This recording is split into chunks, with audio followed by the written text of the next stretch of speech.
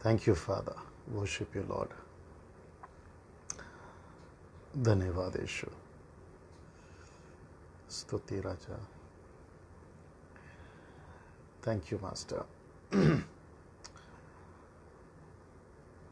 सभी का वेट कर रहे हैं ताकि आप लोग जल्दी से जुड़ जाएं. ओके. लोग जुड़ना शुरू हो रहे हैं, उसके लिए बहुत बहुत धन्यवाद. जी आइए आइए, जल्दी से आइए, सभी का स्वागत है. Worship you father. अगर विजुअल ठीक है, आवाज़ ठीक है, तो ज़रा सा नीचे टाइप कर दें. नीता सोलोमन जी, आप ज़रा नीचे टाइप कर दें अगर आवाज़ ठीक है और विजुअल ठीक है तो. और साथ ही साथ स्क्रिप्चर्स जैसे जैसे मैं बोलूँगा आप उसको नीचे डालते जाइए. Welcome pastor. Okay, thank you.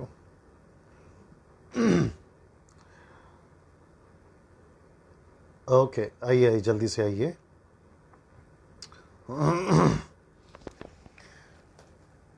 अगर मेरी आवाज़ ठीक है और विजुअल ठीक है तो प्लीज़ नीचे टाइप करिए. शरीफ चंदी, स्वागत है आपका प्रभु यीशु मसीह के नाम में. It's perfect. Thank you Neeta, thank you so much, आपने रिस्पांस दिया. नाउ सबसे पहले मैं चाहता हूं कि मैं आपको एक वचन पढ़ूं पहले आपके लिए. बहुत इंटरेस्टिंग टॉपिक के ऊपर मैं बात कर रहा हूं. और सबसे पहले एक बाइबल की आयत को पढ़ते हैं. इब्रानियों की किताब, उसका 10वां अध्याय, वचन 31. मैं वापस दोहरा देता हूं. इब्रानियों की किताब, उसका 10वां अध्याय, वचन 31. The book of Hebrew chapter 10 and verse 31. जो लोग जुड़ रहे हैं आपका स्वागत है. और भी लोग जुड़ते चले जाएं.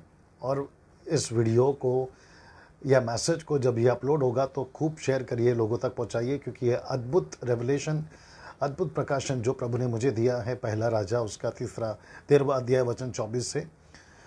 ओके, कह रहे हैं कि आवाज़ थोड़ी कम आ रही है. आवाज़ थोड़ी कम आ रही है, क्या कर सकते हैं आवाज़ के लिए? ओके, मेरी कोशिश है कि मैं सब कुछ ठीक रख के बात कर सकूं. अगर आवाज़ ठीक है तो प्लीज़ मुझे बता दें. अमोल निर्मल कह रहे हैं कि आवाज़ थोड़ी कम आ रही है. ओके, मैं पहला वचन पढ़ देता हूं और फिर उसके बाद में हम आगे बात करेंगे. मेरे साथ बने रहें, आखिर तक बने रहें. Thank you so much. ना सबसे पहले एक वचन पढ़ूंगा मैं. The book of Hebrew chapter 10 verse 31. इब्रानियों 10 का 31. लिखा है, जीविते परमेश्वर के हाथों में पड़ना भयानक बात है. मैं वापस पढ़ता हूँ. लिखा है, जीविते परमेश्वर के हाथ में पड़ना भयानक बात है. ये जो वचन है ये आज के लिए है. जब लिखा गया था ये तब के लिए था, ये आज के लिए है. और जब तक यीशु नहीं आ जाता, आगमन कलीसिया का नहीं हो जाता, ये वचन हम सब के लिए बिल्कुल बराबर बना रहेगा. ना मैं चाहता हूँ कि मैं उस अभी आयत पे आऊँ और उस विषय पे आऊँ जहाँ पे जो है जिसके लिए मैंने फेसबुक पे बिल्कुल अचानक से आज ये डाला था. हालांकि ये जो मैसेज है या ये जो प्रकाशन है ये मुझे लगता है 4 दिन पहले मिल चुका था. और मुझसे किसी एक व्यक्ति ने ये सवाल किया था और तब से मेरे मन में चल रहा था कि मैं इस विषय पे आप लोगों से बात करूं. नीता, आप वचन डाल रही हैं, थैंक यू सो मच. ऐसे ही करते रहें. ना पहला राजा 13 अध्याय वचन 24 भी डाल दीजिए. 1 किंग चैप्टर 13 एंड वर्स 24 उसको भी डाल दीजिए. Thank you so much. ना जितने लोग जुड़ते जा रहे हैं मैं आप सभी का स्वागत करता हूं. और साथ ही साथ सिस्टर सपना जो अकोला से हैं, मूर्तिजापुर से हैं, वो भी जुड़ गई हैं, तो आपका भी स्वागत है. परमेश्वर आपको खूब आशीष दे. अमित रचवानी प्रेज द लॉर्ड बोल रहे हैं, सर आपका स्वागत है. ना इस वचन को पढ़ते हैं अभी हम, जो कि पहला राजा उसका 13वां अध्याय वचन 24. बड़े ध्यान से सुनिएगा, मैं पढ़ने जा रहा हूँ और नीचे सिस्टर नीता डाल देंगे. ना लिखा है, जब वह यानी कि वो नबी, वो प्रॉफिट, वो भविष्यवक्ता जो परमेश्वर का था, लिखा है कि जब वह मार्ग में चल रहा था तो एक सिंह यानी कि शेर, लायन उसे मिला और उसको मार डाला, और उसकी लोथ यानी कि उसकी डेड बॉडी मार्ग पर पड़ी रही, और गधा उसके पास खड़ा रहा, और सिंह भी लाश के पास खड़ा रहा, लोथ के पास खड़ा रहा। ना मैं वापस पढ़ता हूँ, बड़े ध्यान से सुनिएगा। और मुझे पता है कि ऐसे वचनों पर या ऐसी आयतों पर और विशेष करके ओल्ड टेस्टमेंट पर ज़्यादा फोकस या ज़्यादा ध्यान नहीं जाता है और हम इसको नहीं पढ़ते हैं अक्सर। लेकिन परमेश्वर वक्त वक्त पर जो इम्पोर्टेंट चीज़ें अपने दासों के द्वारा प्रकट करता जाता है। थैंक यू नीता, आपने वचन डाला हुआ है ना। लिखा है, वापस पढ़ देते हैं कि जब वह मार्ग में चल रहा था तो एक सिंह उसे मिला और उसको मार डाला, यानी कि नबी को, प्रॉफिट को, भविष्यवक्ता को उसने मार डाला। किसने? सिंह ने, लायन ने मार डाला। और उसकी लॉथ यानी कि उसकी डेड बॉडी मार्ग पर पड़ी रही, और गधा उसके पास खड़ा रहा, और सिंह यानी कि शेर, लायन भी उस लोथ के पास खड़ा रहा। जैसे आप पिक्चर में जो मैंने पोस्ट बनाया था, पोस्टर या फोटो आप उसमें देख रहे हैं। मैं चाहता हूं कि अब क्योंकि ये फेसबुक पे लाइव है और मैं इतने सारे वचन नहीं पढ़ा सकता हूं, लेकिन मैं चाहता हूं कि आप जब इसको सुन लेंगे तो आप अपने घर पर जाकर इसको खुद स्टडी करिएगा। 1 किंग चैप्टर 12 और 13, ये जो 2 आयतें हैं, पहला राजा 12वां अध्याय, पहला राजा 13वां अध्याय, आप इसको पूरा पढ़ेंगे तो आपको पिक्चर क्लियर हो जाएगी। लेकिन मैं कुछ कुछ ही उठाकर आपके बीच में रखने जा रहा हूँ ना। सबसे पहले 12वें अध्याय में जो एक राजा था, और वो राजा का नाम है योराबाम। ये जो राजा था ये इज़राइल का राजा था। जब मूसा इजिप्ट से, मिस्र से लोगों को लेकर आया तब एक ही नेशन था, इज़राइल। लेकिन उसके बाद में 2 ग्रुप हो गए, एक यहूदी और एक इज़राइल, ये 2 ग्रुप हो गए। ये हैं यहूदी, क्षमा करें, इज़राइल का राजा, और जो नबी आया था वो यहूदा से आया था। जब आप पूरा पढ़ोगे तो आपको पता चल जाएगा ना। ये व्यक्ति राजा ने क्या किया, इसने 12वें अध्याय में एक ऐसी अर्पण बनाई या एक ऐसा काम किया, एक वेदी बनाई जो परमेश्वर को पसंद नहीं थी। आपको याद होगा निर्गमन की किताब 32वें अध्याय में वचन 1 से लेके जब 40 दिन 40 रात मूसा परमेश्वर के साथ सिनाई पर्वत पर संगति के लिए चला गया था, तो हारून जो उसका बड़ा भाई है और 6 लाख लोगों ने मिलकर एक सोने की बछड़ा बनाया और उसकी वो आराधना करने लगे। वही एग्जैक्टली इस योराबाम ने भी वही गलती करी, सोना डालकर उसने 2 बछड़े बनाए और उसने कहा कि अब बेतेल जगह जो है वहां पर वेदी बनाकर हम इसकी आराधना करेंगे, इसको अर्पण करेंगे। और वही डायलॉग हूबहू एग्जैक्टली उसने यही कहा, ये वही परमेश्वर है, बछड़े को दिखाकर इजरायलियों को, ये वही परमेश्वर है जो हमको जो है इजिप्ट से यानी मिस्र से निकाल कर लेकर आया, आइए इसके लिए बलिदान चढ़ाए। लेकिन जो आपका नबी है उसने 2, 3, 4 अध्याय में अगर आप पढ़ोगे, इसने मना किया, इसने कहा कि तुम ऐसा नहीं करना। फिर योराबाम जो राजा है उसने कहा अपना हाथ बढ़ाकर इसको पकड़ लो, उसका हाथ सूख गया। फिर उसने पश्चाताप किया, उसने कहा कि अपने परमेश्वर यहोवा से प्रार्थना करो ताकि मेरा हाथ ठीक हो जाए। परमेश्वर से उसने प्रार्थना किया, उसका हाथ ठीक हो गया। वचन 6, 7, 8 में अगर आप पढ़ोगे उसका हाथ ठीक हो गया। फिर उसने क्या कहा कि अब मैं ये बलिदान नहीं करूंगा। और वो जो व्यक्ति था जिसका नाम नहीं लिखा गया है, ये जो नबी है, ये जब जाने लगा तो वो जो राजा था उसने कहा वचन 6 में, मेरे साथ चल, क्या कहते हैं, नॉट वचन 6 में, वचन 7 में उसने कहा मेरे साथ घर चल, मैं तुझे खाना दूंगा, पानी दूंगा। और वचन 7 में कहता है कि मैं तुझे बहुत सारा ऑफरिंग दूंगा, दान भी दूंगा।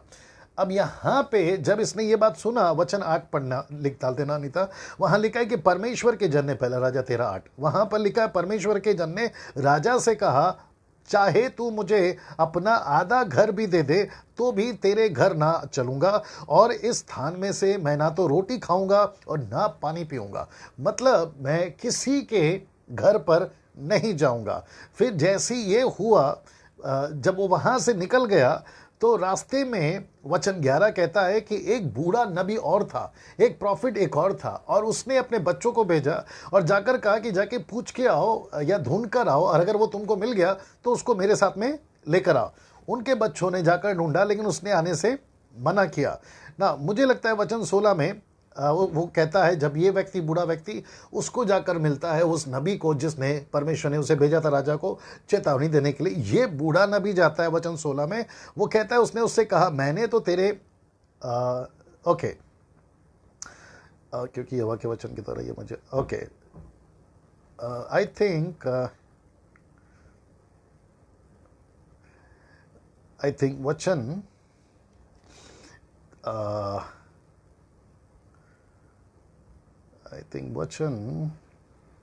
वचन 18, उसने कहा जैसा तू नबी है वैसा ही मैं भी नबी हूं। इस बूढ़े व्यक्ति ने कहा, वचन 18 डाल देना अनीता। उसने कहा जैसा तू नबी है वैसा ही मैं भी एक प्रॉफिट हूं, नबी हूं, भविष्यवक्ता हूं। और मुझसे एक दूत ने यहोवा से वचन पाकर कहा कि इस पुरुष को अपने संग अपने साथ घर ले आ कि वह रोटी खाए और पानी पिए। बड़े ध्यान से सुनना, मैं वापस कहता हूं कि वचन 18 मैंने अभी पढ़ा है, पहला राजा 13:18।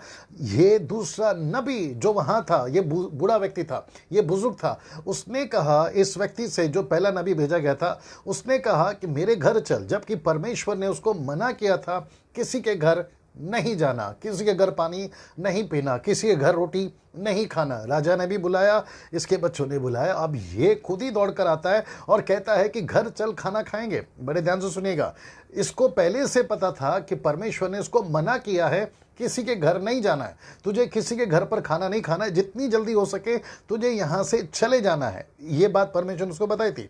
लेकिन इस व्यक्ति ने, जो पहला नबी था, इस व्यक्ति ने एक चीज का इस्तेमाल नहीं किया, और वही चीज मैं आपके बीच में रखने जा रहा हूं। जानते हो वचन 18 का एंड कैसे होता है? जी, वहां पर नीता ने डाल दिया है। वचन 18 का एंड होता है, यह उसने उस नबी से झूठ बोला था। अगर आपने नहीं सुना है, मैं रिपीट करता हूं कि इस नबी ने इस नबी से झूठ बोला था कि तुझे, परमेश्वर ने मुझे बोला है घर लेकर आ, एक स्वर्गदूत के द्वारा। बड़े ध्यान से सुनिएगा ना, एक तरफ परमेश्वर की आवाज है जिसको हम कहते हैं बाइबल, एक तरफ परमेश्वर का वचन है जिसको हम कहते हैं बाइबल वचन, दूसरी तरफ एक ऐसा एक्सपीरियंस या सुपरनैचुरल जिसको आप लोग आजकल ज्यादा लेकर चलते हैं, वह चीज दूसरी तरफ आती है जो परमेश्वर के दासों के पास से ही आती है। और वो कहता है कि मुझे कुछ ऐसा स्वर्गदूत दिखाई दिया जो कि झूठ था। उसने कहा है कि तुम मेरे घर चलो। मेरा एक प्रश्न है, बड़े ध्यान से सुनिएगा, और मेरा जो मैसेज होता है खास करके वो मैच्योर्ड क्रिश्चियंस के लिए, बॉर्न अगेन मैच्योर्ड क्रिश्चियंस के लिए होता है। दूध पीने वाले मसीह बच्चों के लिए मेरा संदेश नहीं होता है, मुझे माफ करिए, क्योंकि वो बहुत सारी बातों को बहस करते हैं, चीजों को नहीं समझते हैं, इसलिए मैं ये बात को कह रहा हूं ना। उसने कहा, मुझे स्वर्गदूत ने कहा तुझे बुलाने के लिए। तो उस व्यक्ति ने, किस व्यक्ति ने, उस नबी ने क्या करना चाहिए था? परमेश्वर से बात कर कर, प्रार्थना कर कर, या फिर ना बात कर कर, ना प्रार्थना कर कर, वही चीज जो उसने उसके बच्चों से कहा, मुझे परमेश्वर ने मना किया है, तो इसको भी उसने यही कहना चाहिए था कि मुझे परमेश्वर ने जब मना किया है तो तुझे कैसे बता दिया, तुझे कैसे कह दिया कि मुझे जो है तेरे घर पर खाने के लिए बुलाया। बड़े ध्यान से सुनेगा, अगर मैं उसकी जगह होता या कोई अच्छा मैच्योर्ड व्यक्ति उसकी जगह होता तो वो क्या कहता पता है? उस व्यक्ति को कहता कि ठीक है, जो स्वर्गदूत ने तुझे कहा वही स्वर्गदूत मुझे भी तो बता सकता है, जिस परमेश्वर ने तुझे कहा वही परमेश्वर मुझे भी बता सकता है। और परमेश्वर अलग अलग चीज एक व्यक्ति को या दो व्यक्ति को कैसे बताएगा? एक बार परमेश्वर कहता है तुझे यहां से चले जाना है, तुझे किसी के घर खाना नहीं खाना है। अगर दूसरा कोई पास्टर, जो कि उस वक्त में नबी थे, पास्टर आजकल है, अगर दूसरा कोई पास्टर आकर कहता है कि मुझे प्रभु ने ऐसा कहा है, तो आप इतनी जल्दी उसकी बातों पर विश्वास क्यों करते हैं? अब जरा आगे बढ़ते हैं। इस व्यक्ति ने वचन 29 में, उस व्यक्ति ने उसके घर यानी बूढ़े नबी के घर जाने के लिए ये तैयार हो गया। यहीं पर इससे गलती हो गई। बड़े ध्यान से सुनिएगा, यहीं पर इससे गलती हो गई। गलती ये हो गई कि उसने परमेश्वर के वचन को कम आंका या कम समझा, और स्वर्गदूत की बात जो कि झूठी थी, सुपरनैचुरल एक्सपीरियंस जो कि बिब्लिकल नहीं था, अलौकिक बातें जो कि आजकल पूरे भारत में बोली जा रही है, वो भी वचन से नहीं था। आप कैसे वचन को कम आंक कर, किसी सुपर नेचुरल चीज को ज्यादा आंक कर आप बहकावे में आ जाते हैं, यहीं पे गड़बड़ होती है। बड़े ध्यान से सुनिएगा ना। इस व्यक्ति ने जब ये करा तो वचन 24 कहता है कि ये खा पी कर जब वहां से निकला, जब लिखा देखिए, जब यह खा पी चुका तब उसने परमेश्वर के उस जन के लिए जिसको वह लौटा ले आया था, गधे पर काटी बांधी। वचन 23 और 24 कहता है कि जब वो रास्ते में जा रहा था तब ये शायद जो सिंह है इसने इसको फाड़ खाया या फिर इसको मार दिया। और गधा और सिंह दोनों साथ में हैं, लाशें वहीं पर हैं, उसकी लाश वहीं पर है और जितने सड़क पर जा रहे हैं वो सब देख रहे हैं ना। अब आप सोचेंगे पास्टर डैनियल ये टोटल आप बोलना क्या चाहते हैं? बड़े ध्यान से सुनिएगा। हम मसीह लोगों से एक गलती हो रही है। वो क्या गलती है मैं आपको बताता हूं। हमने परमेश्वर को अनुग्रह के युग में, दया के युग में, क्षमा के युग में, नई वाचा के युग में, पवित्र आत्मा के युग में, जहां आज हम जी रहे हैं, जहां पे हमको परमेश्वर ने अपना संतान, बेटा बेटी होने का मंदिर का पर्दा फाड़कर परमेश्वर खुद हमारे मंदिर में शरीर में आ चुका है, जिसको उसने अपना मंदिर बना दिया है। हमने उस परमेश्वर को बहुत बहुत हल्के में ले लिया है। बड़े ध्यान से सुनिएगा, हमने परमेश्वर को हल्के में ले लिया है। मेरा शब्द बर्दाश्त करिए, शब्द ठीक नहीं है, हमने बहुत हल्के में ले लिया है। इस बात को समझिएगा। हम परमेश्वर को इतना सस्ता बना चुके हैं आज की तारीख में। नॉट एवरीबॉडी, कुछ लोग ही ऐसे हैं जो कि मैं बात कर रहा हूं जो सच्चाई से चलते हैं, लेकिन 90% ऐसे लोग हैं जो परमेश्वर को बहुत सस्ता ले लिया है। उनको ऐसा लगता है कि कलीसिया ठीक है, बाइबल का वचन ठीक है, परमेश्वर की आराधना ठीक है, वचन की सेविकाई ठीक है, मिनिस्ट्री जो प्रभु ने दी है ठीक है। परमेश्वर की बातों को आपने जब हल्के में लिया है तो कुछ चेतावनी, कुछ वार्निंग्स 21 सदी की मॉडर्न कलीसियाओं को परमेश्वर अपने दास के द्वारा वक्त वक्त पर देता चला आ रहा है। कभी मैं, कभी कोई और देता चला रहा है। अगर यहां पर कोई इस वक्त में सुन रहा है तो बड़े ध्यान से सुनिएगा। हो सकता है कि मैं वो एक जरिया, वो एक माध्यम हो, खुद के लिए भी और आपके लिए भी। बड़े ध्यान से सुनिएगा। आप यूट्यूब वालों, फेसबुक वालों, आप जो मुंबई से हैं, नागपुर से हैं, पूना से हैं, आप जो पंजाब से हैं, गुजरात से हैं, आप साउथ से हैं, कर्नाटका से हैं, आप पड़ोसी मुल्क पाकिस्तान से, नेपाल से, मॉरिशस से, आप जहां कहीं से भी जो हिंदी भाषा को समझते हैं, बड़े ध्यान से सुनिएगा। पवित्र आत्मा इस वक्त आपसे बात करने जा रहा है। आपने परमेश्वर को हल्के में, सस्ते में लेना शुरू कर दिया है। जैसे इस व्यक्ति ने, जबकि उसको परमेश्वर ने कहा था कि तुझे किसी के घर खाना नहीं खाना है, तुझे किसी के घर पानी नहीं पीना है, तूने कैसे उसकी बात को सुना जो कि झूठ थी। जब आप परमेश्वर के जन हैं, आपको परमेश्वर से पूछना चाहिए था कि मैं इसके साथ जाऊं या नहीं जाऊं। ये स्वर्गदूत का क्या चक्कर है? ऐसा क्यों है कलीसिया आज सुपर नेचुरल चीजों के पीछे, वचन को ना मिलाकर, वचन को ना कंपेयर कर कर सुपर नेचुरल चीजों के पीछे पागल कैसे हो जाती है? हाथ में तेल आ जाता है, हाथ में गोल्ड का डस्ट आ जाता है, अचानक से आपके पुलपिट के ऊपर कुछ अलौकिक चीजें हो जाती है। आप ये क्यों नहीं सोचते हैं कि ये वचन से कंपेयर हो रहा है या नहीं? बीच में एक व्यक्ति है, मैंने मेरे एक प्रचार में भी बोला था कि प्रार्थना के दरमियान अचानक से पानी मीठा हो गया। आपने उसको स्वीकार कैसे कर लिया? कहीं पे मूर्ति दूध पी रही है, कहीं पे मरियम रो रही है, कहीं यीशु को जा कीला मारा है, उसके नीचे से लहू बह रहा है, आपने तुरंत स्वीकार कैसे कर लिया? आप ये क्यों नहीं सोचते हैं कि ये सब आउट ऑफ स्क्रिप्चर है, ये वचन से मैच नहीं करता है? आप कैसे स्वीकार कर लेते हैं? अगर सोचिए, कल को मानिए आराधना करते करते, प्रचार करते करते कोई भी प्रभु का दास अचानक से ये बोलेगा कि मुझे अभी अभी प्रभु ने कहा है कि हम कम से कम 2-3 सदियों तक बाइबल नहीं पढ़ना है, हमें सिर्फ गीत गाना है, हमें सिर्फ ढोल बजाना है, हमें सिर्फ जो है प्रभु की प्रार्थना करनी है, लेकिन बाइबल नहीं पढ़नी है, मुझे अभी अभी प्रभु ने बताया। तो क्या विश्वास कर लोगे उस बात का? कैसे कर लोगे? जबकि प्रकाशित वाक्य उसका पहला अध्याय वचन 3-4 कहता है ये वो पुस्तक है जिसको बंद नहीं करना, ये वो पुस्तक है जिसको दूसरों को बताना, ये वो पुस्तक है जिसको तुम्हें पढ़कर सबको बताना है। कुलुस्सियों की किताब उसका 3रा अध्याय वचन 16-17 पौलुस कहता है कि वचन तुम्हारे अंदर अधिकाई से बसने पाए। हम इसके ऊपर ध्यान क्यों नहीं देते हैं? सी दैट नाउ प्रश्न यहां पर यह भी उठता है कि इस व्यक्ति ने गड़बड़ कहां पर किया? इस व्यक्ति ने परमेश्वर के वचन को ठीक से नहीं समझा। ठीक से नहीं समझा, इसने परमेश्वर के वचन को कम आंका, सुपर नेचुरल चीजों को ज्यादा समझा। मुझे स्वर्गदूत की सेविकाई से कोई प्रॉब्लम नहीं है, मुझे अलौकिक चीजें जो पुलपिट पे होती है मैं उसके खिलाफ नहीं हूं, लेकिन वचन से मैच होना चाहिए। इसलिए तो पौलुस कहता है ना, पहला कुरिन्थियों उसका 14 अध्याय वचन अगर आप 29-30 पढ़ोगे, वहां पर कहता है कि जब कोई कुछ करता है, अलौकिक जीवन सेविकाएं करता है, तो तुम उसको परखो कहता है, तुम उसको जानो कहता है, वो क्या बोल रहा है, वो क्या नहीं बोल रहा है। तो वचन को इंपॉर्टेंट देना है ना। मैं वापस आता हूं जो मैंने पहले पढ़ा था कि जीविते परमेश्वर के हाथ में पड़ना भयानक बात है। ऐसा क्यों कहा पौलुस ने?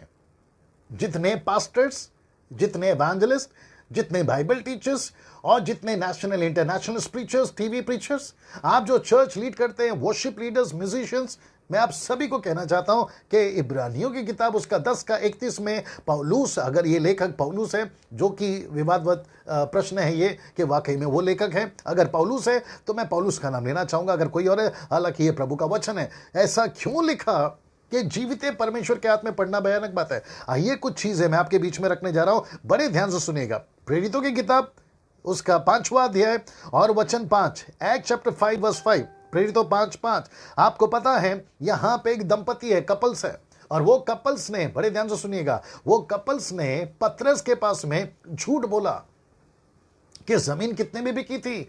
तो वहां पर क्या हुआ? परमेश्वर को सस्ते में लिया गया, परमेश्वर को जो है, परमेश्वर को कम आंका गया, परमेश्वर की जो वैल्यू है ना उसको कम कर दी गई। कौन सी कलीसिया में? पहली सदी कलीसिया में ये पहली दंपति थी। और यहां पर आइए देखते हैं कि इनके साथ में क्या हुआ। जैसा ये नबी रास्ते में शेर के द्वारा मारा गया, रास्ते में शेर के द्वारा मारा गया, इसकी मृत्यु हो गई। सर, ये प्रॉफिट था, ये नबी था। और आपको पता है ये जो वाकया हुआ यहाँ पर घटा है पहली सदी कलीसिया में, वचन 5:5 कहता है, ये बातें सुनते ही हनन्याह गिर पड़ा और प्राण छोड़ दिए, और सब सुनने वालों पर बड़ा भय छा गया।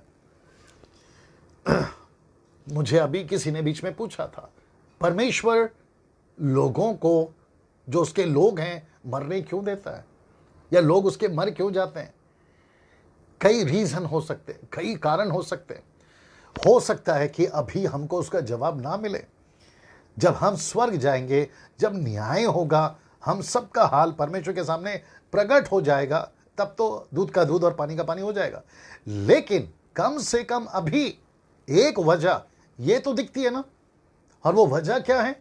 अगर हम परमेश्वर को हल्के में लेना शुरू करते, अगर हम परमेश्वर को सस्ते में लेना शुरू करते, अगर हम परमेश्वर के वचन को अंडर एस्टिमेट करना शुरू करते, और हम हर चीज को लाइटली लेना शुरू करते, अरे हम तो अनुग्रह में, अरे हम तो नई वाचा के लोग हैं, अरे हमने तो उद्धार पा लिया। अरे भैया, उद्धार पा लिया, अनुग्रह मिल गया, नई वाचा मिल गया, लाइसेंस थोड़ी मिल गया आपको पाप करने का। ये भी तो सोचिए ना। ये अननिया सफीरा ने यही तो गलती करी। उनको क्या लगा कि हम झूठ बोल रहे हैं पतरस से, हम झूठ बोल रहे हैं कलीसिया से, और चलता है। पुराना जिंदगी में हम झूठ बोलते थे, यहां पे भी हम झूठ बोलते हैं, चलता है। लेकिन उसको नहीं पता था कि पतरस कौन है, कलीसिया किसकी है, यीशु की कलीसिया है, पवित्र आत्मा की कलीसिया। मैं यहां पे वार्न करना चाहता हूं उन सभी लोगों को जो परमेश्वर की कलीसिया में मजाक करते हैं, परमेश्वर की कलीसिया के साथ मजाक करते हैं, सेवकों के साथ मजाक करते हैं, वर्शिप के टाइम पे, क्वायर के टाइम पे, प्रीचिंग के टाइम पे आप परमेश्वर का काम आलस में करते हैं। आपको परमेश्वर का डर आना बहुत जरूरी है। जितने लोग अभी मेरे साथ जुड़ रहे हैं, बड़े ध्यान से समझने की कोशिश करिए यहां पर बातें क्या हो रही है। आखिर तक बने रहिएगा, पूरा सुनिएगा। आपके लाइफ में एक परिवर्तन आना बहुत जरूरी है। और ये जो वीडियो है, जब मैं इसको अपलोड करूंगा, ये फेसबुक पे सेव हो जाएगा, यूट्यूब पे भी सेव हो जाएगा। आप लोग इसको बार बार देखिएगा, बार बार सुनिएगा, ताकि समझिएगा कि चल क्या रहा है। और मैं वापस कहता हूं कि परमेश्वर को मजाक या हल्के में मत लीजिए। आप मुसीबत में पड़ सकते हैं, आप मुसीबत में पड़ सकते हैं ना। मैंने अभी कहा प्रेरितों की किताब 5:5 में, जो कि मैं जानता हूं कि अभी वचन डाल दिया जाएगा ना। प्रेरितों की किताब उसका 12 अध्याय, प्रेरितों की किताब उसका 12 अध्याय और वचन 23 में देखिए क्या लिखा है। वचन 23 में, जब एक राजा था और उसका नाम था हेरोदेस, जब उसने परमेश्वर को और परमेश्वर की बातों को हल्के में समझा और उसको लगा कि मैं भी ये कर सकता हूं, आइए देखते क्या हुआ। लिखा है कि उसी क्षण 22 से पढ़ते हैं, लोग पुकार उठे, यह तो मनुष्य का नहीं परमेश्वर का शब्द है। कौन? जब राजा बोल रहा था, तो अचानक से वचन 23 कहता है, उसी क्षण प्रभु के एक स्वर्गदूत ने तुरंत उसे मारा, क्योंकि उसने परमेश्वर की महिमा ना की और वह कीड़े पड़ के मर गया। Can you believe that? कीड़े पड़ के मर गया। जो कीड़े नरक में होते हैं वो कीड़े अचानक पृथ्वी पे आ गए, और राजा को, जो हेरोदेस राजा था, लिखा है कि परमेश्वर ने उसको मार दिया और उसके शरीर में कीड़े आ गए। थैंक यू नीता, जो आप वचन डाल रही है। Can you believe that? ये परमेश्वर क्यों कर रहा है? ताकि कलीसिया को डर आए। ये ऐसे मृत्यु क्यों हो रहे हैं? ताकि परमेश्वर के दासों को एक डर आए। ये अचानक से मौतें क्यों हो रही है? ताकि जो वर्शिपर हैं, प्रीचर हैं, एवेंजलिस्ट हैं, नेशनल हो या इंटरनेशनल हो, आपको परमेश्वर का एक डर आए कि हम परमेश्वर का काम मस्ती में, मजाक में नहीं कर सकते। हम परमेश्वर के साथ में बड़े आदर के साथ चलना है, परमेश्वर के साथ में बड़े भय के साथ चलना है। नाउ यूहन्ना की किताब उसका 5वां अध्याय, यूहन्ना की किताब उसका 5वां अध्याय और वचन 14 देखिए क्या लिखा है। यूहन्ना की किताब उसका 5वां अध्याय वचन 14। ये वो व्यक्ति है जिसको यीशु ने 38 साल का जब यह अपंग था, तो यीशु मसीह ने बेथसदा के कुंड में जाकर उसको चंगाई दी। ये वो व्यक्ति है। तो जब यीशु उसको वापस मिले, बड़े ध्यान से सुनिए, जब उसको वापस मिले तो उन्होंने एक बात करी, और इन बातों के बाद वह यानी यीशु उसको मंदिर में मिला। तब उसने उससे कहा, यानी 38 साल वाले व्यक्ति से कहा, देख तू तो चंगा हो गया, फिर से पाप मत करना, ऐसा ना हो कि इससे भी कोई भारी विपत्ति तुझ पर आ पड़े। ऐसा क्यों? ऐसा क्यों? आपने कभी सोचा है कि यीशु मसीह यहां पे वार्निंग क्यों दे रहा है? आज की तारीख में ये वार्निंग कौन देना चाहिए पता है? जब पुलपिट पे कोई लंगड़ा चंगा हो जाता है, ये वार्निंग देना चाहिए उन लोगों ने।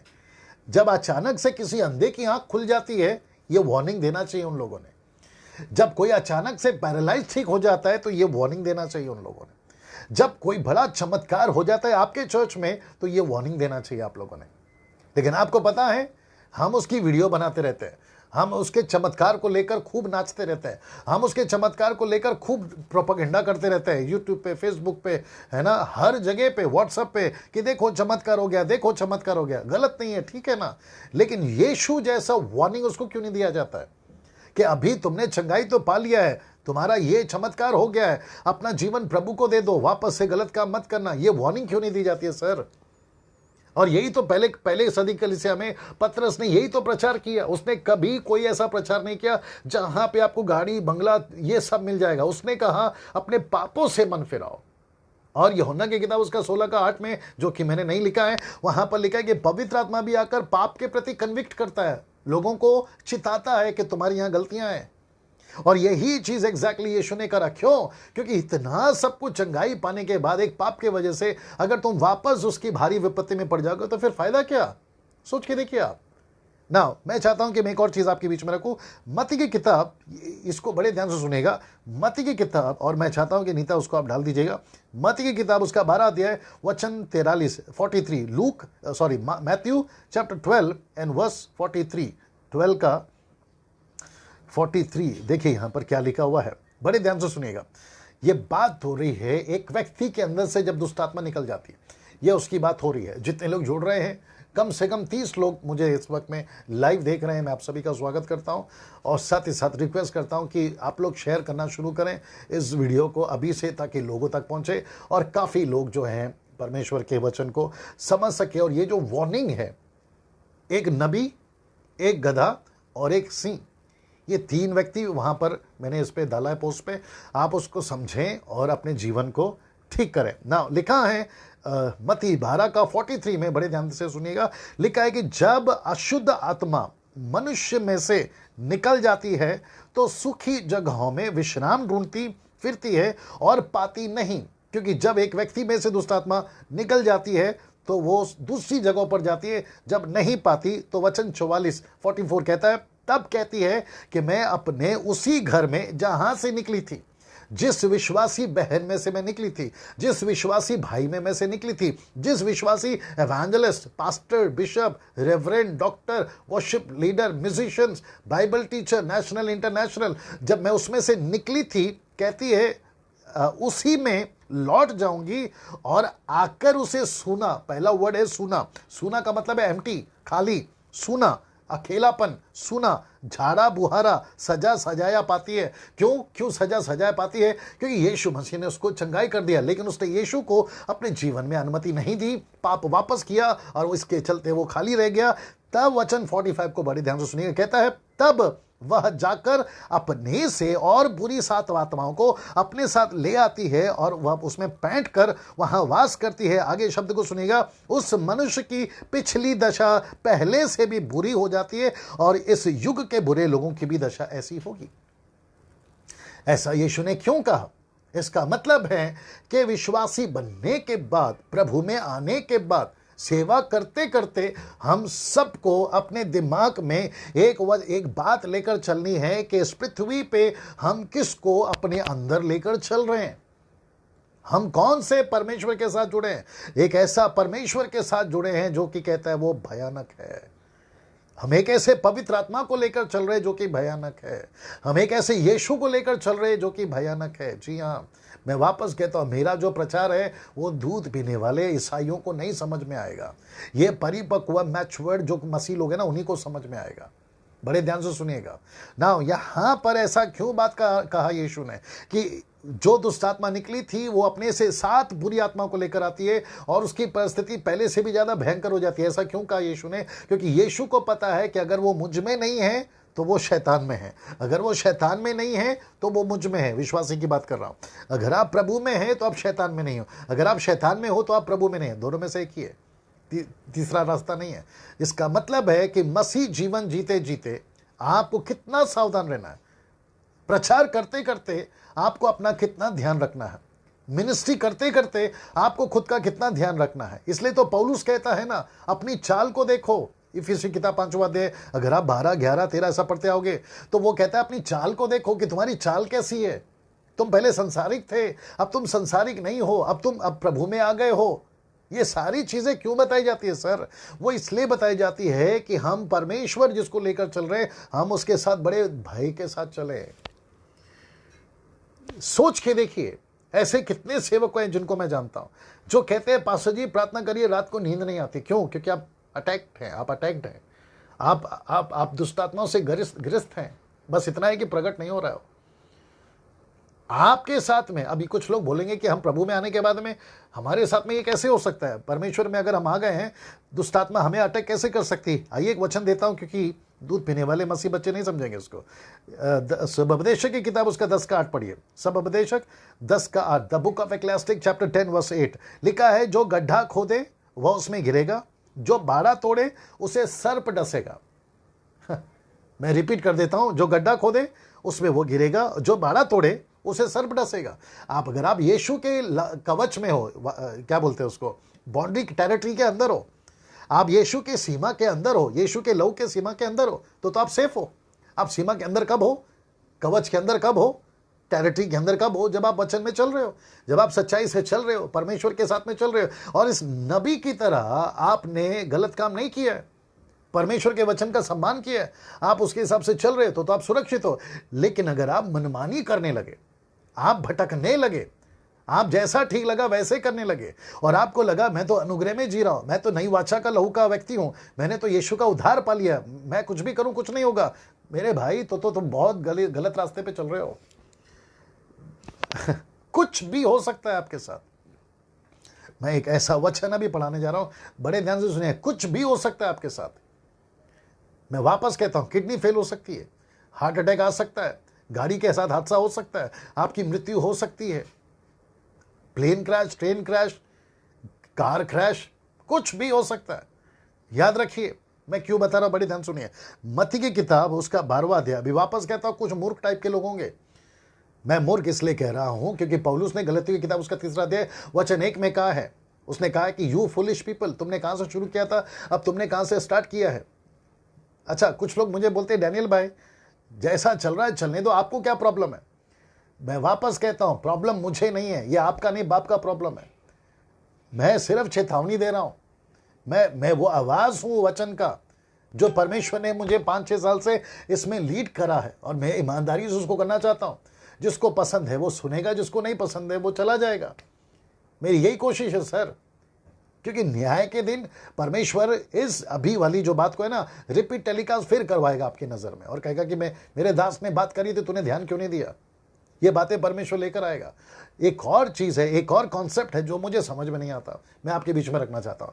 जब हम कुछ प्रचारकों को सुनते हैं तो हम सबसे पहले एनालिसिस करते हैं ये प्रचारक कौन है, भारतीय है क्या। जैसे ही पता चलता है ये इंडियन प्रीचर है तो हमारी जो सोच है ना वहां ब्लॉक हो जाती है, अरे यार ये तो इंडियन है। जैसे ही पता चलता है अमेरिकन है, अफ्रीकन है, यूरोपियन है ना, कोई बाहर विदेशी है, तो फिर हमको ऐसा लगता है वाह ये है प्रभु का जन, ये सच्चा बोल रहा होगा।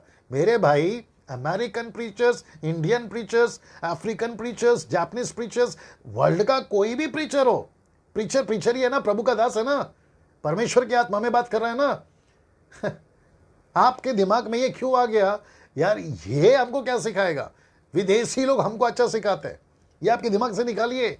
परमेश्वर ने गधी का इस्तेमाल किया है, परमेश्वर ने कौवे का इस्तेमाल किया है, परमेश्वर ने कबूतरी का इस्तेमाल किया है, परमेश्वर ने मछली का इस्तेमाल किया है, परमेश्वर ने छोटे बच्चे का इस्तेमाल किया है दूसरों को अकल देने के लिए।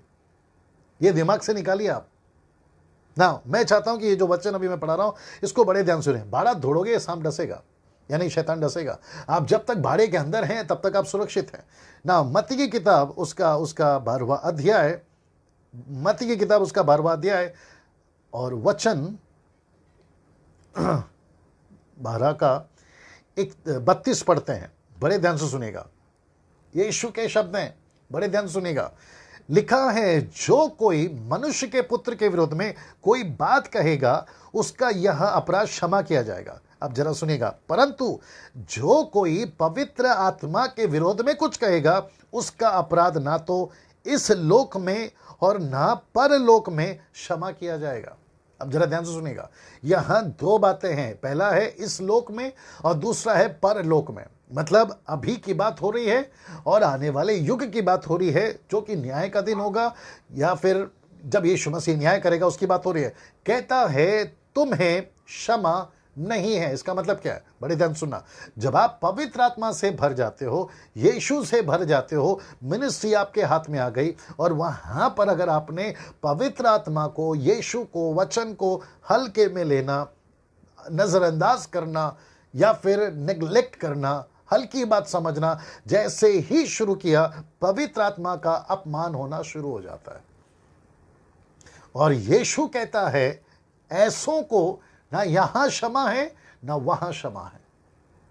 मेरा कुछ लोगों से कहना है, आप मिनिस्टर हैं, आप परमेश्वर के सेवक हैं, जो डर आपको पहले था सेवा में आने से पहले, आज वो डर कहां गया। जब आप प्रभु में शुरुआत में आते थे, शुरू का डर, प्रभु का डर कहां गया।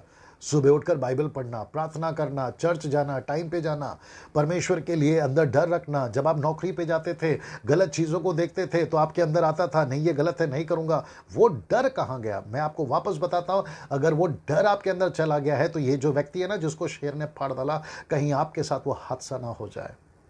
मैं ये सारी बातें क्यों बता रहा हूं, जीवित परमेश्वर के हाथ में पड़ना भयानक बात है। एक तरफ प्यार है परमेश्वर का, दूसरी तरफ न्याय है परमेश्वर का। मैं कुछ वचन और लेकर आऊंगा आपके बीच में।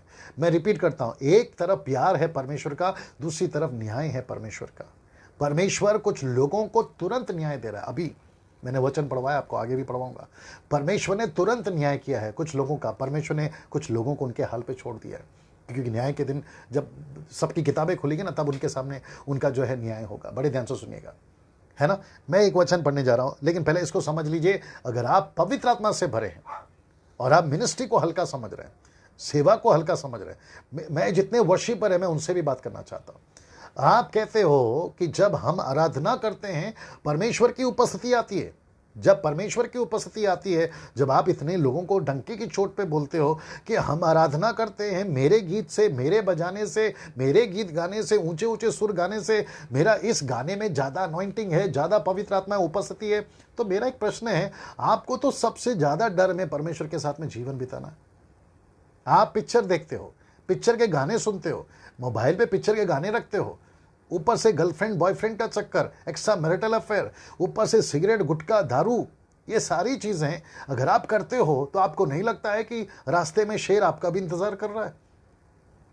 रास्ते में एक्सीडेंट आपका भी इंतजार कर रहा है, हार्ट अटैक आ सकता है, किडनी फेल हो सकती है, आप अचानक से मर सकते हैं। यह आपको डर क्यों नहीं है सर? सोच के देखिए आप ना। मैं कुछ वचन पढ़वा रहा हूं, पहला यूहन्ना 5:17 पढ़िए।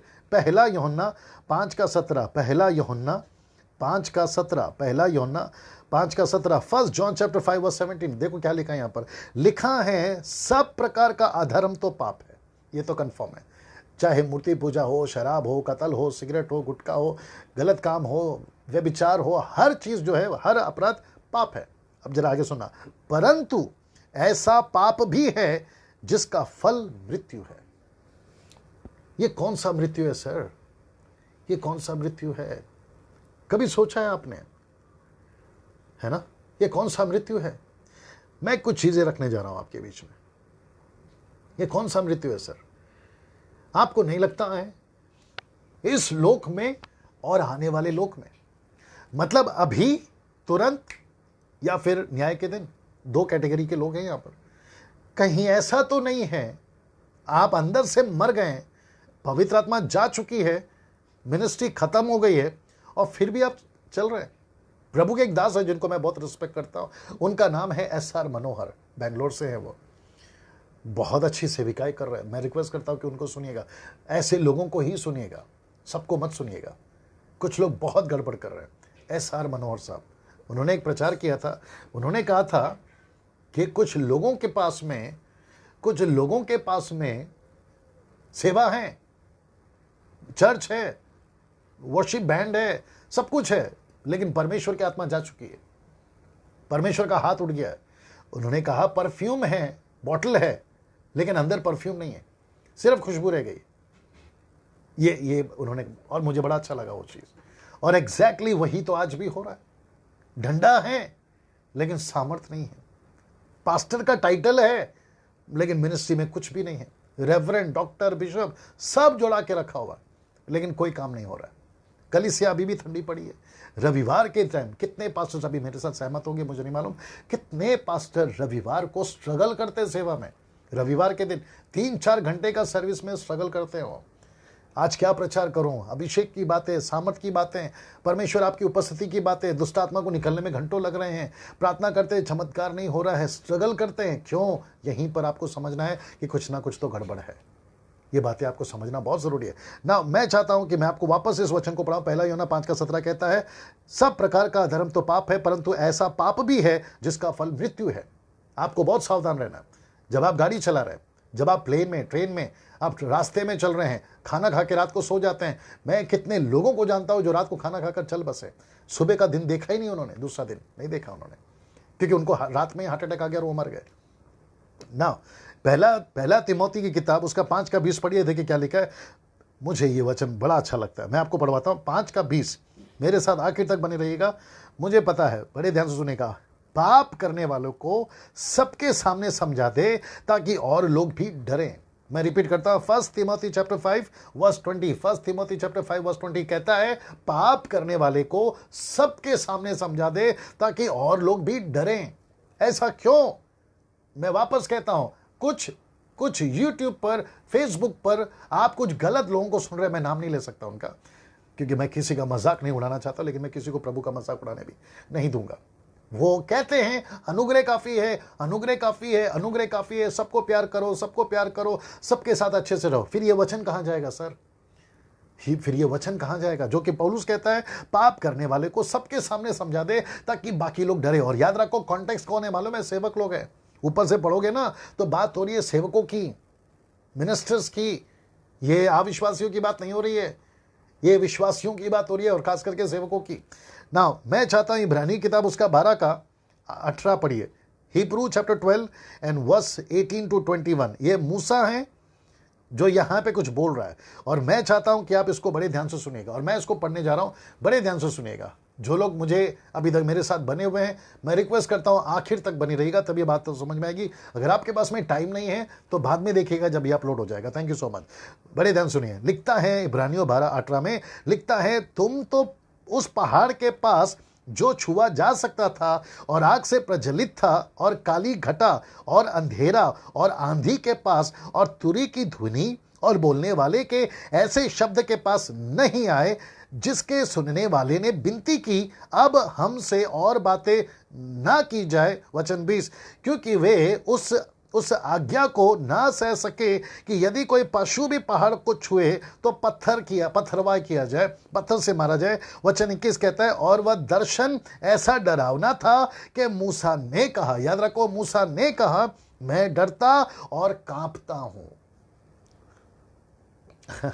मैं रिपीट करता हूं, क्या कहता है? मैं डरता हूं और कांपता हूं। Can you believe that? कब की बात हो रही है सर? ये वो सिनाई पर्वत की बात हो रही है, उस ये संदूक की बात हो रही है। मूसा जब परमेश्वर को लेके चलता था जंगल में 40 रात 40 दिन, ये उसकी बात हो रही है। और वो कहता था कि जब वो मुझसे बात करता था, मुझे डर लगता था, मेरे अंदर कपकपी आ जाती थी, मैं बेचैन हो जाता था। और वो कहता था कि मत बात करिए, मुझे डर लग रहा है। ऐसा डर आज इवेंजलिस्ट में, वर्शिपर्स में, म्यूजिशियंस में, पास्टर्स में, चर्च के मेंबरों में, विश्वासियों में, भाई बहनों में कहां है? वो डर कहां है? मजाक बना के रखा है सर, कलीसिया को मजाक। पुलपिट पे से गालियां देना, कितने लोगों को मैंने देखा है। पुलपिट पे झगड़ा करना, सबसे गंदी चीज जो मुझे पता चली है कुछ 15-20 सालों के अंदर मैंने देखी है। आजकल लोग अधीन रहना पसंद नहीं कर रहे, खास करके सेवकों के, जो उनका लीडर है, नहीं रहते। कहते हैं कि तुम हमको क्या सिखाओगे, हम क्या तुम्हारे गुलाम हैं क्या?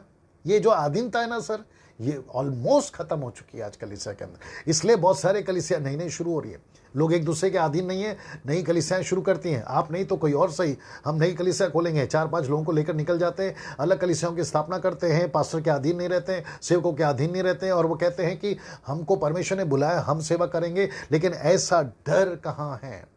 अगर परमेश्वर ने सेवा के लिए बुलाया तो डंके की चोट पे सेवा करिए। अगर गलत जगह है बिल्कुल सेवा करिए अलग जाकर। लेकिन अगर सब कुछ ठीक है तो फिर आप अपनी मस्ती से और अपने उसके से क्यों निकल गए बाहर? आपका वो डर कहां गया? आपने परमेश्वर के कलीसिया को मजाक बना दिया आज की तारीख में। मेरा जो मैसेज है, मैं वापस कहता हूं, दूध पीने वाले मसीहों के लिए नहीं है, सिर्फ परिपक्व हुआ मसीह लोगों के लिए, नहीं तो नहीं समझ में आएगा उनको। बड़े ध्यान से सुनिएगा ना। कुछ लोग जुड़ रहे हैं जिनको मैं जानता हूं, आप सभी का स्वागत है। संजय मसीह साहब, बहुत दिनों के बाद आपको देखा है, thank you so much, welcome brother. ना मैं चाहता हूं कि मैं कुछ चीज़ें आपके बीच में रखूं जो कि बड़े ध्यान से सुनिएगा। वचन 21 को मैंने शायद पढ़ लिया, हाँ, वह ऐसा, जी हाँ, वह दर्शन ऐसा डरावना था कि मूसा ने कहा, मैं डरता और कांपता हूं। और मैं कहता हूं कि वो डर और वो कपकपी कलीसिया में वापस आनी चाहिए, लोगों के अंदर वापस आनी चाहिए। पहली सदी में था ये। एक्ट चैप्टर 2 वर्स 43, मेरे इसमें नहीं है लेकिन अभी याद आ गया। एक्ट चैप्टर 2 वर्स 43, अगर नीता आप डाल दो, वहां पर लिखा है कि पहली सदी की कलीसिया डर के साथ परमेश्वर के साथ चलती थी, डर के साथ ना। एक ऐसा हिस्सा है जो मैं आपके बीच में रखने जा रहा हूं, और ये आखिरी हिस्सा है मेरे पूरे कन्वर्सेशन का। मैं चाहता हूं बड़े ध्यान से सुनिएगा। 6 लाख इजरायली, कभी नहीं सुना होगा, डंके की चोट पे बोलता हूं, कभी नहीं सुना होगा। मेरे 25 साल के मिनिस्ट्री में मैंने कभी किसी को बोलते हुए नहीं सुना, किसी बाइबल टीचर को या प्रीचर को। आप फर्स्ट टाइम सुनने जा रहे हैं और आपको सुनकर शौक होगा अभी जो मैं बोलने जा रहा हूं। आपको पता है 6 लाख लोग जिनको परमेश्वर ने मिस्र से निकाल कर लेकर आया, उन 6 लाख लोग धीरे धीरे धीरे मरते चले गए। मैं रिपीट करता हूं, क्या होते चले गए? मरते चले गए। मैं पढ़वाता हूं आपको। गिनती की पुस्तक 26वां अध्याय और वचन 63। गिनती, द बुक ऑफ नंबर्स 26:63। देखो क्या लिखा है, आइए पढ़ते हैं। मूसा और एलियाजर याजक ने, जिन्होंने मोआब के अराबा में यरीहो के पास की यरदन नदी के तट पर इजरायलियों को गिन लिया, उनके गिने हुए लोग इतने ही थे। अब सुनिए वचन 64। परंतु जिन इजरायलियों को मूसा और हारून याजक ने सीने के जंगल में गिना था, उनमें से एक पुरुष इस समय के गिने हुओं में न था। मैं रिपीट करता हूं, परंतु जिन इजरायलियों को मूसा और हारून याजक ने सीने जंगल में गिना था, उनमें से एक पुरुष इस समय के गिने हुओं में न था। वचन 65, क्योंकि यहोवा ने उनके विषय में कहा था कि वे निश्चय जंगल में मर जाएंगे। मैं रिपीट करता हूं, निश्चय वे जंगल में मर जाएंगे। इसलिए यपुन्ना के पुत्र कालेब और नून के पुत्र यहोशू को छोड़ इनमें से एक पुरुष भी ना बचा। सिर्फ कालेब और यहोशू बचे। तो इसका मतलब क्या है? 6 लाख लोग, बड़े ध्यान से सुनना मेरा शब्द, एक एक करके मरते चले गए, एक एक करके मरते चले गए। इनको किसने मारा सर? सोच के देखिए आप, इनको किसने मारा? आपको पता है, इनको परमेश्वर ने मारा। इनको परमेश्वर ने मारा। निर्गमन 32 का 28 में एक साथ 3000 लोग मर गए। और मैं आपको बताता हूं, यहोशू की पुस्तक 7वां अध्याय, यहोशू की पुस्तक 7वां अध्याय उसका 25 पढ़ते हैं। यह व्यक्ति है जिसका नाम है आकान। ए देश में लड़ाई हार गए थे आकान। सुनिएगा, तब यहोशू ने उससे कहा, तूने हमें क्यों कष्ट दिया? आज के दिन यहोवा तुझी को कष्ट देगा, आज के दिन यहोवा तुझे कष्ट देगा। तब सब इस्राएलियों ने उसको पथरवा किया, उनको आग में डालकर जला दिया और उनके ऊपर पत्थर का ढेला लगा दिया। क्यों? क्योंकि परमेश्वर के साथ चलते चलते परमेश्वर को मजाक में ले लिया इन्होंने, हंस सस्ते में ले लिया। इब्रानियों की किताब, परमेश्वर इनके बारे में कैसा बोलता है देखिए लेखक के द्वारा। 3 अध्याय वचन 7 से पढ़ूंगा 19 तक। कहता है, सो जैसा पवित्र आत्मा कहता है कि यदि आज तुम उसका शब्द सुनो। याद रखो, कौन कह रहा है? पवित्र आत्मा। लेखक के द्वारा लिखा रहा है कि सो जैसा पवित्र आत्मा कहता है कि यदि आज तुम उसका शब्द सुनो तो अपने मन को कठोर ना करो, जैसा कि क्रोध दिलाने के समय परीक्षा के दिनों में जंगल में इस्राएलियों ने किया था। जंगल में उन्होंने किया था। वचन 9, जहां तुम्हारे बाप दादाओं ने मुझे जांच कर परखा, 40 वर्ष तक मेरे काम देके का मैं आपको बता देता हूं, बड़े ध्यान सुनिएगा, अच्छा लगेगा। मेरे काम देके, बड़े ध्यान से सुनिएगा। जो लोग जुड़ रहे हैं, जो लोग अभी तक बने हुए, मैं आपका स्वागत करता हूं, धन्यवाद देता हूं। परमेश्वर आपके जीवन से बात करे ना, बड़े ध्यान सुनिएगा। मुझे ऐसा लगता है आज के जो मॉडर्न क्रिश्चियंस हैं, 21st सेंचुरी के जो मसीह लोग हैं, worship musicians, Bible teacher, bishop, reverend, doctor, जो भी हैं, आप, मैं, जो भी हैं, हम सभी को पाप में गिरने का, परमेश्वर को मजाक में लेने का, परमेश्वर को हल्के में लेने का ज़्यादा चांसेस है कंपेयर टू इजराइलाइट्स। इजरायलियों के कंपेयर में हमको ज़्यादा चांसेस है पाप में गिरने का, परमेश्वर को हल्के में लेने का। मैं आपको बताता हूँ क्यों।